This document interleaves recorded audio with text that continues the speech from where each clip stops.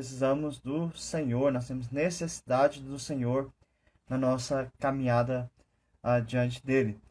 Nós vamos estudar aqui o hino 68 do Inário, que aí vai falar justamente sobre isso. Nós necessitamos do Senhor o tempo todo em nossas vidas, porque nós somos fracos, nós carecemos da força dele, porque a nossa tendência é sempre nós tropeçarmos na nossa caminhada, a errarmos diante do Senhor, a fraquejarmos. Então nós precisamos dele. Então a gente vai refletir um pouco mais sobre isso, e a gente sabe que é uma necessidade mesmo, né? Sem Deus na nossa vida, nós não conseguimos fazer absolutamente nada. Nós precisamos de Deus o tempo todo. E esse é o reconhecimento que nós devemos ter em nosso coração. Por isso, eu vou fazer a leitura do hino aqui, do hino 68, que tem como título Necessidade. Eu creio, Senhor, na divina promessa. Vitórias já tive nas lutas aqui. Contudo, é muito certo que a gente tropeça. Por isso, Senhor, eu preciso de Ti. A luz que me guia no escuro caminho fulgura de cima do sol criador. Contudo, não posso segui-la sozinho. Por isso, eu preciso de Ti, meu Senhor. Pensei que nas preces eu posso buscar-te. Jamais dessa bênção na vida descri. Contudo, é possível que dela me afaste. Por isso, Senhor, eu preciso de Ti. Esforços da terra, precário destino, empenho dos homens, riqueza, o que for, não valem a bênção do reino divino. Por isso, eu preciso de Ti, meu Senhor. Então, é um hino de 4 estrofes, né? Sem refrão, mas com um conteúdo muito rico para nós analisarmos aqui. Algo interessante em relação aos hinos que nós já estudamos aqui juntos, esse aqui é um hino 100% nacional. A composição, a música adotada é tudo de origem, vamos dizer, made in Brasil mesmo, é nosso. Tanto que esse hino, então, nesse aspecto, ele é até recente, ele é até novo. Ele foi composto em 1952.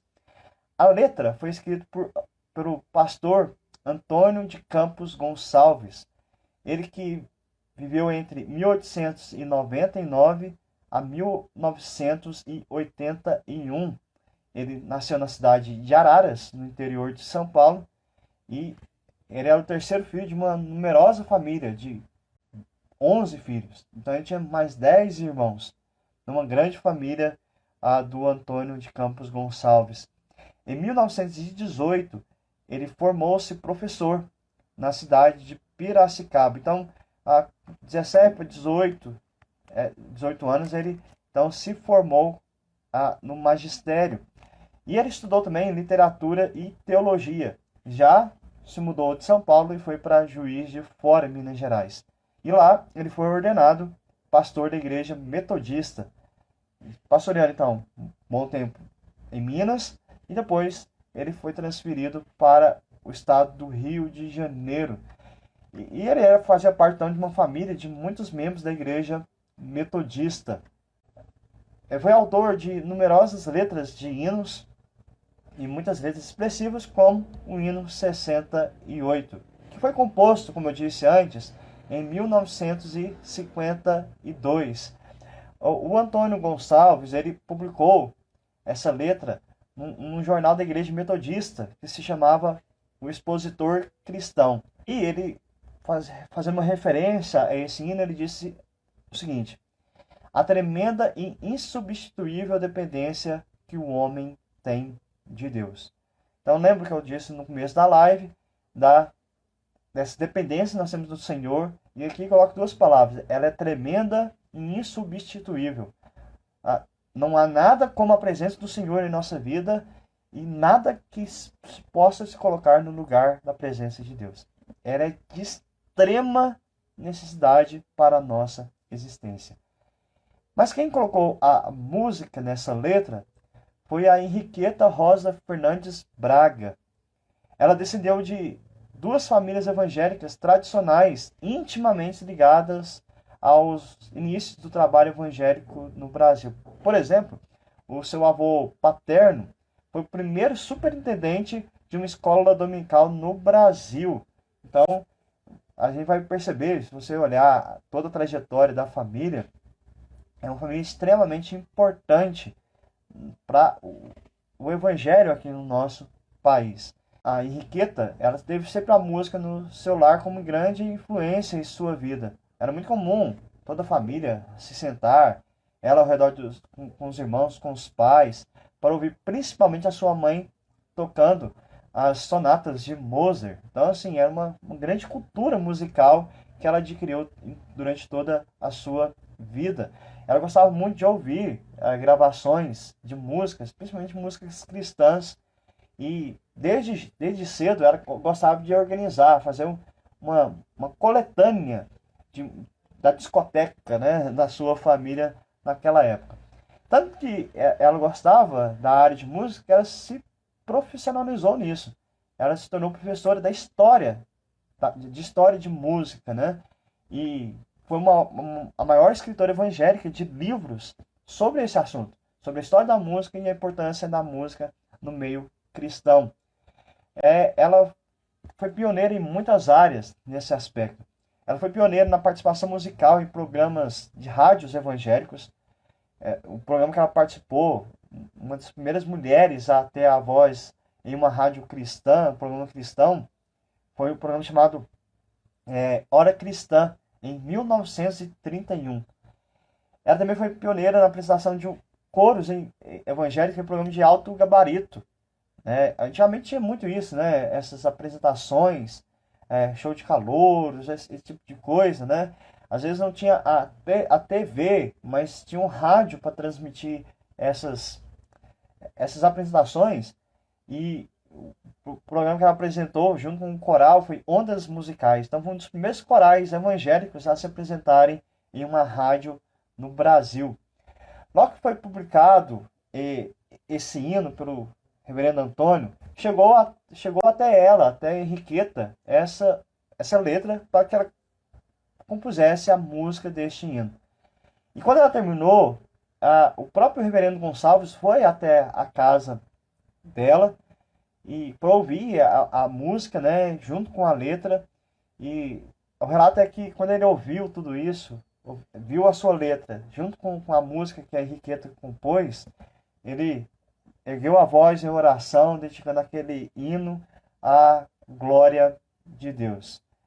E aí Henriqueta também fez um comentário a respeito desse trabalho terminado. Ela diz o seguinte, que este hino era do mais puro quilate, revelando por parte do autor profunda experiência religiosa.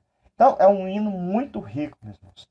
É um hino que realmente fala de coisas que nós precisamos ser lembrados o tempo todo. É um hino para quebrantar o nosso coração. Inclusive, então, ele é usado na nossa liturgia comum como hino na parte de confissão de pecados, né? De nosso reconhecimento de faltas, nossa fraqueza diante de Deus, da necessidade que nós temos dele. Então, o hino 68, ele se encaixa nesses hinos de quebrantamento, como nós veremos aqui mais detalhes na letra.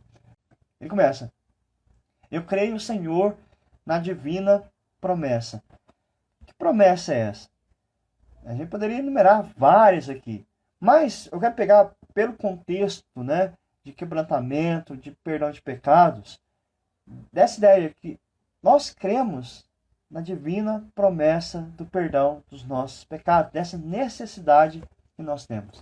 Hebreus 13, versículos 5 e 6. Seja a vossa vida sem avareza, contentai-vos com as coisas que tendes, porque ele tem dito, de maneira alguma te deixarei, nunca jamais te abandonarei. Assim afirmemos confiantemente, o Senhor é meu auxílio, não temerei, o que me poderá fazer o homem?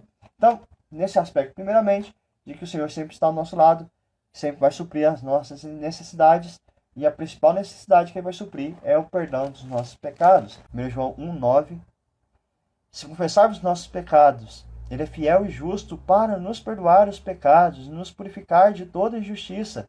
Então, é essa promessa que nós temos, de que Deus está sempre ao nosso lado, e de que sempre teremos o perdão dos nossos pecados ao confessarmos nossos pecados e tendo uma vida de arrependimento. Porque em Cristo Jesus, todos os nossos pecados são perdoados. E aí, crendo nessa promessa, o texto vai dizer aqui que vitórias já tive nas lutas aqui, né? Você pode compartilhar isso também. Quantas tentações você venceu, quantas dificuldades você venceu, crendo nessa promessa que Deus está do seu lado, que Deus te perdoa. Mas ele vai dizer, contudo, é muito certo que a gente tropeça. O texto de João aqui diz assim, olha, quem diz que não comete pecado é mentiroso. E o hino vai dizer isso. É certo que a gente tropeça. Não há possibilidade de um ou outro tropeçar. Ele está colocando todo mundo no mesmo balaio. Todos nós tropeçamos. Todos nós podemos cair diante das tentações. Todos nós podemos cair diante de circunstâncias que tentam nos afastar de Deus. Por isso que há necessidade de confissão de pecados e a necessidade de arrependimento para todos. Não é só para mim, não é só para você, mas é para todo ser humano há essa necessidade. Salmo 51, versículos 4 a 9. Olha o que Davi nos diz aqui. Pequei contra ti somente, e fiz o que é mal perante os teus olhos. De maneiras que terás sido por justo no teu falar e puro no teu julgar. Eu nasci na iniquidade, e em pecado me concebeu minha mãe. Eis que te comprases, na verdade, no íntimo, e no recôndito me fazes conhecer a sabedoria. Purifica-me com sopo e ficarei limpo. Lava-me e ficarei mais alvo que a neve. Faz-me ouvir júbilo e alegria, para que exultem os ossos que esmagaste.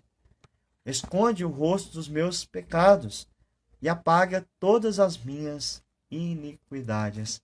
Então, Davi, que era um homem segundo o coração de Deus, um rei, já poderoso, que errou, que pecou e que reconheceu isso. E tinha essa necessidade de confessar os seus pecados.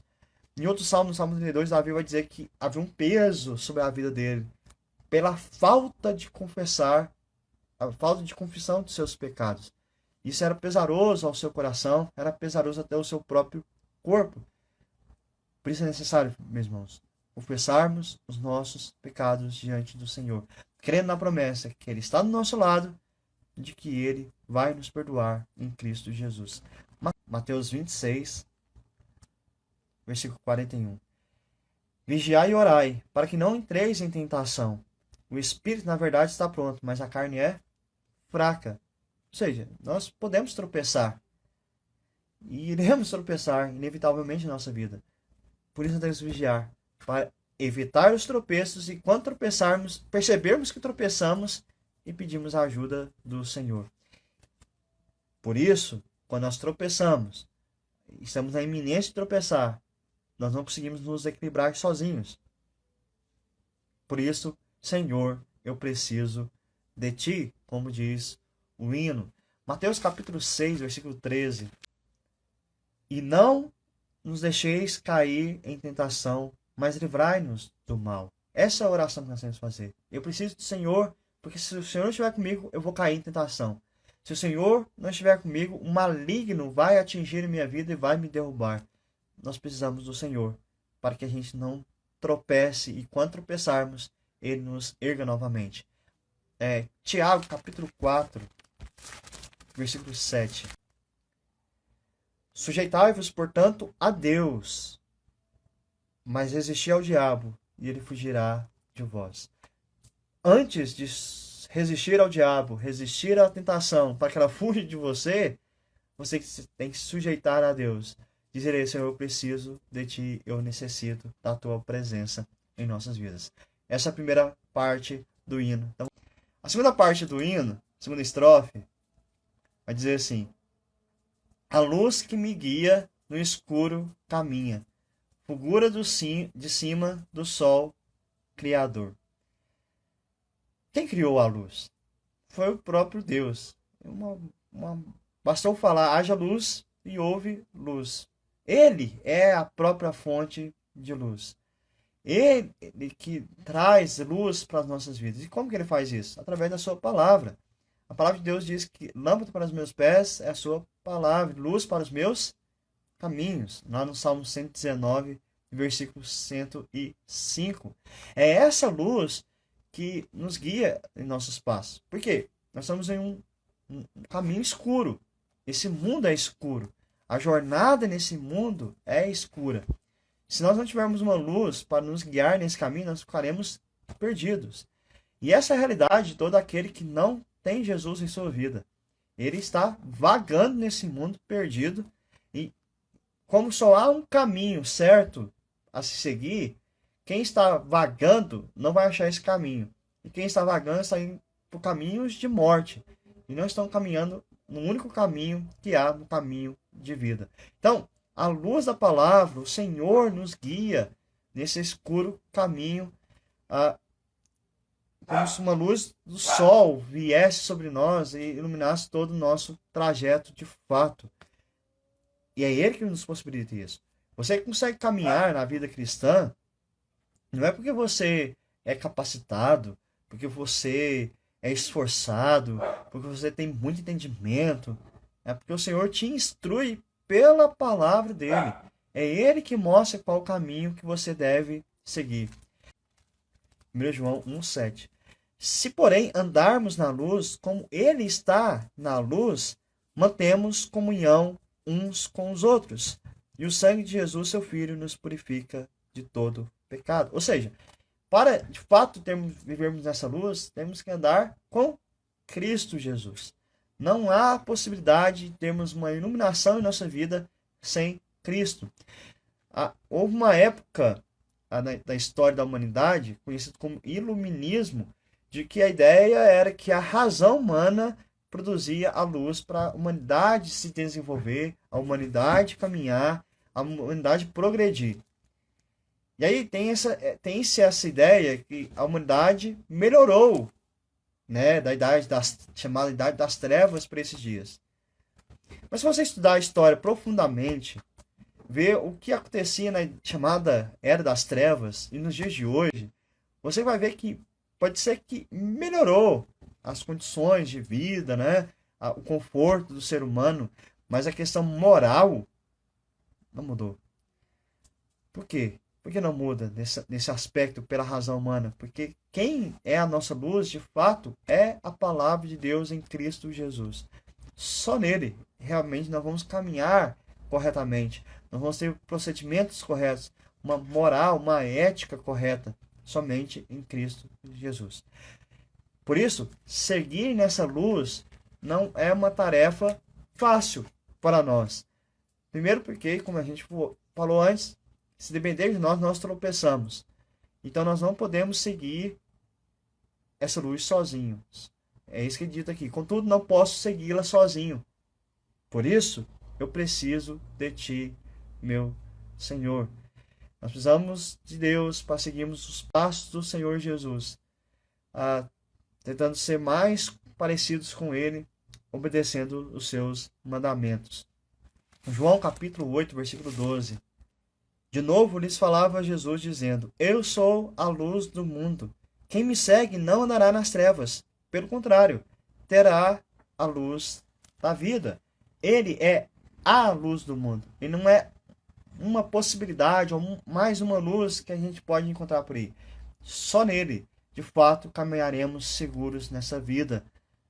Só nele, de fato, a nossa trajetória aqui na Terra está nos conduzindo para a eternidade juntamente com Deus. Efésios capítulo 4, versículo 15. Mas seguindo a verdade em amor, cresçamos em tudo naquele que é a cabeça, Cristo. Então, conhecer essa verdade, seguir nessa verdade em amor, naquele que é o cabeça, naquele que guia. O meu corpo, ele vai ser guiado por onde minha cabeça direcionar que devemos ir. As minhas pernas, meu tronco, não vai para um lugar sem que minha cabeça permita que isso aconteça. Esse é o princípio aqui. Nós caminhamos como corpo de Cristo, segundo a cabeça, que é Ele, nos conduz. Então, o corpo obedece à cabeça. O corpo obedece o seu líder. É essa a ideia. Então, nós precisamos do Senhor para nos guiar e nos mostrar por onde devemos andar. A terceira parte vai dizer assim: bem sei que nas preces eu posso buscar-te.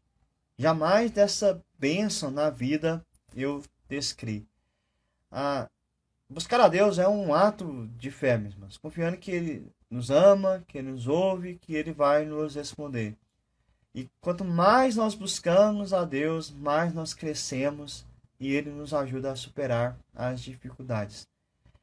Quem não busca a Deus acaba se afastando dele. Então, nós podemos orar e buscar ao Senhor. E a gente tem que crer nisso. O autor diz que crê o tempo todo que pode buscar a Deus. Essa é uma confiança que nós temos que ter. De poder buscarmos ao Senhor em todo tempo. Em arrependimento, o Senhor vai ouvir a nossa oração. Salmo 105, versículo 4. Buscai o Senhor e o seu poder, buscai perpetuamente a sua presença. Se há um relato desse, uma exortação, um incentivo a buscarmos o Senhor, é porque de fato nós podemos encontrá-lo. Não porque nós alcançamos o Senhor, mas porque Ele vem até nós com a sua graça maravilhosa sobre nossas vidas. Lucas capítulo 11, versículo 9. Por isso vos digo, pedi e dar-se-vos-á, buscai e achareis, batei e abre-se-vos-á. Jesus então aqui incentivando os seus discípulos e a nós a orarmos. Vale a pena orar, porque ao orarmos nós estamos na presença do nosso Deus. E aí Deus nos dá tudo o que nós precisamos. E a gente falou sobre isso aqui. O que nós precisamos? Dele. Do perdão dele, da presença dele em nossas vidas. Até porque a ideia de perdão de pecado é justamente isso. De nós podermos nos relacionar com Deus. Essa é a maior necessidade da nossa vida. Mas, aqui o hino vai dizer assim: contudo, é possível que dela me afaste. Dela o quê? Da bênção. De buscar a Deus, de saber que Deus pode nos ouvir. Às vezes nós nos esquecemos disso. Às vezes na nossa vida nós vamos nos afastando do relacionamento com Deus, da busca diária por Deus. Deixamos de orar, deixamos de ler as Escrituras, deixamos de congregar e vamos nos afastando do Senhor. Por isso nós precisamos dele, para que isso não aconteça, porque se depender de nós, nós vamos nos afastar dele. Nossa carne milita contra isso. Então por isso que orar, a oração é uma parte vital na nossa vida. É uma parte vital. Porque quem ora está falando com Deus, está se aproximando do coração de Deus. Através da oração, então, o crente ele aprende a pôr Deus como centro da sua vida, como algo necessário em sua vida. E aí sim, vai buscar fazer a vontade do Senhor e trazendo todos os seus pedidos a Ele. A palavra do Senhor vai dizer: levai a Ele toda a sua ansiedade, tudo aquilo que está te perturbando. Você só consegue fazer isso se de fato você tem um relacionamento com Deus e crê que Ele está presente, que você pode buscá-lo e que Ele vai ouvir a sua voz. Salmo 119, versículo 10. De todo o coração te busquei, não me deixes fugir aos teus mandamentos. Essa é a expressão aqui. Busca o Senhor de todo o coração e peça a Ele: Senhor, que eu nunca perca essa oportunidade de estar junto contigo. Que seja primordial na minha vida ter um relacionamento com o Senhor. Uma das grandes preocupações que alguns líderes religiosos tiveram, alguns pastores, que nesse tempo de pandemia, né, que nós ficamos um bom tempo ausentes do culto público, e alguns ainda estão ausentes, é de que as pessoas iriam se acostumar com isso e não sentiriam mais o desejo de estarem juntas. Isso só acontece com quem se afastou do próprio Deus, quem não vigiou, quem não buscou o Senhor. Porque quem busca o Senhor sentirá o desejo sempre de congregar com o povo de Deus. Então vigie a sua vida quanto a isso. Não é porque você está limitado a congregar com o povo de Deus que você está limitado a ter comunhão com o Senhor. Certo? Por fim, então, o hino vai encerrar com a última parte. Esforços da terra, precário destino. Ou seja, ele estava mostrando aqui que a vida aqui não é fácil. É esforço, é luta, até mesmo como uma das consequências do pecado, né? É que a terra se tornou hostil ao homem. Então, a luta aqui não é fácil, nós temos muitos desafios. É um precário destino se você olhar só para isso. Se você olhar para a vida no sentido das coisas rotineiras, do trabalho, das lutas, das dificuldades, dos problemas que a gente enfrenta, das enfermidades, das pandemias. Irmãos, que desespero que bateria no nosso coração. Seria um precário destino. Seria algo ruim. E se a gente pensasse ainda que tudo é pelo nosso esforço, pelo nosso empenho, como ele vai dizer, empenho dos homens, pela força do homem, que não consegue resolver essas coisas, ou pela busca da riqueza, ou ter riquezas, e quem tem riqueza não resolve os problemas deste mundo. Por exemplo, a Covid-19 aí, ela atingiu principalmente no início aqueles que tinham recursos, né? Porque muitos tinham recursos, viajaram para o exterior e contraíram a doença. O dinheiro não conseguiu pagar a cura. O dinheiro não conseguiu encontrar a cura. Então, que desespero seria a gente se esforçar, lutar, se empenhar, ter riquezas e não dar em nada. Por isso que o Ian vai dizer que tudo isso não vale a bênção do reino divino. Tudo isso não vale a bênção do reino divino. Essa bênção do perdão, essa bênção da paz, essa bênção de garantia de uma vida eterna. Nada nesse mundo se compara. Qualquer esforço nessa terra não se compara ao esforço que Cristo fez por nós, para nos beneficiar tudo isso. Salmo 118, versículos 8 e 9. Melhor é buscar refúgio no Senhor do que confiar no homem. Melhor é buscar refúgio no Senhor do que confiar em príncipes. Nós vemos um tempo que as pessoas têm confiado muito nas autoridades, né? Há pelo menos um grupo, até mesmo cristãos, que depositam todas as fichas, por exemplo, no presidente da República, que se denomina cristão. Eu não quero nem entrar nesse mérito aqui para não dar muita conversa, mas infelizes são esses que acham que a felicidade, a resolução dos problemas está em um único homem. Na verdade, o único homem que resolve nossos problemas é Jesus Cristo. Só. Não há outra possibilidade. E essa é o conforto que o cristão deve ter na sua vida. Jeremias 9, versículos 23 e 24. Assim diz o Senhor: não se glorie o sábio na sua sabedoria, nem o forte na sua força, nem o rico nas suas riquezas. Mas o que se gloriar, glorie-se nisto, em me conhecer e saber que eu sou o Senhor, e faço misericórdia, juízo e justiça na terra, porque essas coisas me agradam, diz o Senhor. Esse texto é muito claro a respeito disso. Então, o que é mais precioso não é o ser forte, inteligente, sábio ou rico. O mais precioso é eu saber quem é Deus e o que Ele faz, fez e fará sobre a minha vida. Esse é um bem mais precioso que você tem na sua vida. E ninguém pode tirar isso. Ninguém. Efésios 2, versículo 8. Porque pela graça sois salvos, mediante a fé. E isso não vem de vós. É dom de Deus. Então, o Senhor nos perdoa, não porque nós merecemos o perdão, mas por causa do amor dele, por causa da misericórdia dele. Amém. Então, só concluindo a ideia desse hino, Deus supre a nossa necessidade que temos de andarmos com Ele. É Ele que proporciona isso a todos nós. Ele nos auxilia a fazermos isso, a caminharmos junto ao Senhor. Nós o seguimos não é por nossa força, nem por nosso poder, mas pelo Espírito do Senhor em nossa vida. Não é pelos nossos méritos, mas pelos méritos de Cristo Jesus. Por isso, irmãos, nós devemos sempre reconhecer a nossa fraqueza e a necessidade que temos do auxílio do Senhor em nossas vidas. Nunca se ache um crente completamente capacitado. Cuidado, que você pode cair dessa posição. Seja humilde na presença de Deus. Tenha sempre o coração quebrantado.